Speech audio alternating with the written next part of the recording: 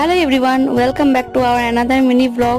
স্নান সেরে জলখাবার খেয়ে সোজা চলে এসেছি রান্নাঘরে এসে প্রথমে আগে মাছগুলোকে ধুয়ে নিয়েছি, তারপর মাছের মধ্যে নুন আর হলুদটা মাখিয়ে দিলাম। আর আজকের সবজি হচ্ছে ভেন্ডি আলুর তরকারি, অনেকে রামঝিঙেও বলো, আর পটল আলু ভাজা। আর এই সিজনে ভেন্ডি পটল খেতে খেতে পুরো মুখ মেরে দিয়েছে আমার। শীতকালে হয় ফুলকপি আর বাঁধাকপি, আর এই গরমকালে হচ্ছে ঢেঁড়স আর পটল। কি যে বিরক্তিকর লাগে, উফ। রান্নার জোগাড়টা আমি করে দিই আর রান্নাটা মাই করে।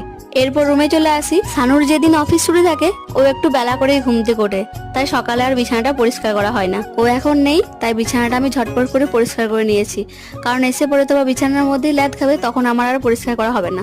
দেখো, পরিষ্কার করতে করতেও চলে এসেছে, আর এসে পড়েই বলছে প্রচন্ড গরম লেগে গিয়েছে, ঝটপট করে আমাকে এক গ্লাস গ্লুকন্ডি জল দাও। এরপর দুপুরে খাওয়া দাওয়া করে রুমে চলে আসি। আর রুমে এসে দেখছি যে টিভিতে আজকে পিকে মুভিটা দিয়েছে, আর এই মুভিটা দেখতে আমার প্রচন্ড ভালো লাগে। তো চলো, আজকের মতো এইটুকুই, দেখা হচ্ছে নেক্সট মিনি ব্লগে।